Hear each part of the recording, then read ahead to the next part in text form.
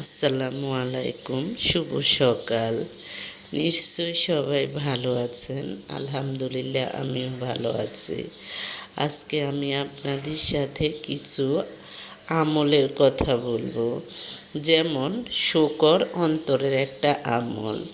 আল্লাহ তাআলা শুকর করার হুকুম দিয়েছেন, অর্থাৎ বান্দাদেরকে বলেছেন যখন তোমরা কোনো নিয়ামত অর্জন করো তখন আল্লাহর শুকর আদায় করো।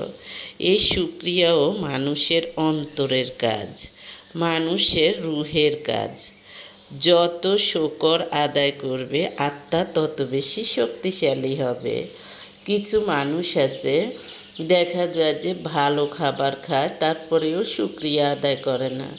তারা শুধুমাত্র দেখে অন্য ভালো চলে, অন্য মানুষ ভালো খায়, অন্য মানুষ ভালো পড়ে, তারা নিজেরা কেমন আছে সেটা নিয়ে শুকরিয়া আদায় করে না। আবার অনেক মানুষ আছে, দেখা যায় যে কেউ ভালো খায়, ভালো পড়ে, ভালো চলাফেরা করে, এটা দেখলেও তাদের হিংসা লাগে। হ্যাঁ, এই দুই শ্রেণীর মানুষই আল্লাহর কাছে নিকৃষ্ট। তাই আল্লাহ বলেছে তোমার যা আছে তুমি তাই নিয়ে তুমি শুকরিয়া আদায় করো, তাহলে তোমার আত্মা শক্তিশালী হবে।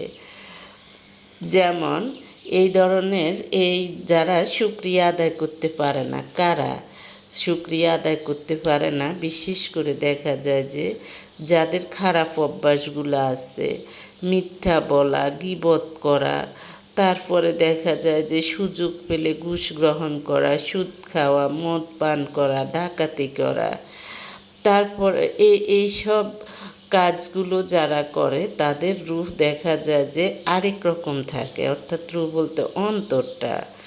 এইসব মানুষ কখনো শুকরিয়া আদায় করতে পারে না, কারণ তাদের অন্তরে আল্লাহর ভালোবাসা থাকে না, এই জন্যই তারা শুকরিয়া আদায় করতে পারে না। যেসব মানুষের মিথ্যা বলার অভ্যাস, গীবত করার অভ্যাস, তারপরে বিভিন্ন ধরনের খারাপ কাজ করার অভ্যাস, ওই সব মানুষগুলোকে বলা হয় আখলাকে ফাজিলা, অর্থাৎ আখলাকে রজিলা। এটা হলো খারাপ চরিত্রের অধিকারী যারা। আর যারা ভালো চরিত্রের অধিকারী তাদেরকে বলা হয় আখলাকে ফাজিলা।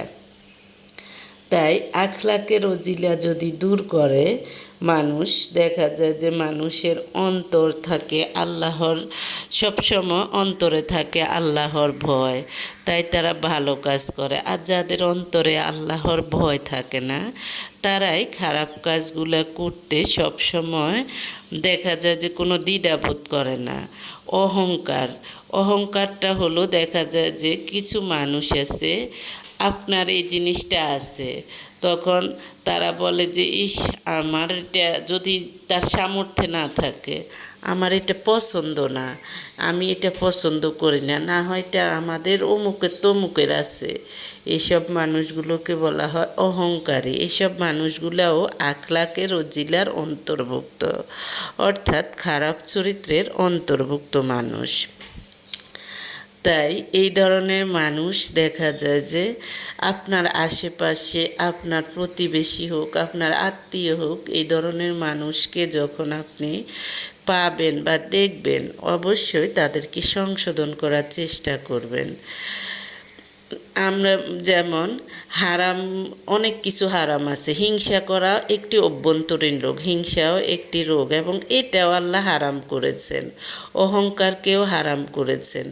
অনেকেই ভাবে যে শুধু জেনা করা হারাম, সুদ খাওয়া হারাম, ঘুষ গ্রহণ করা হারাম, মদ পান করা হারাম, কিন্তু মিথ্যা বলাও হারাম, গীবত করাও হারাম। এগুলো হলো অভ্যন্তরীণ রোগ।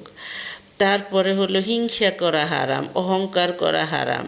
এই সবগুলো কিন্তু ওই রোগগুলার, অর্থাৎ ওই কাজগুলার অন্তর্ভুক্ত বলতে কি, ওই কাজগুলা করলে যেমন গুনাহ, তেমনি মিথ্যা বলা, গীবত করা, এগুলা অহংকার করা, হিংসা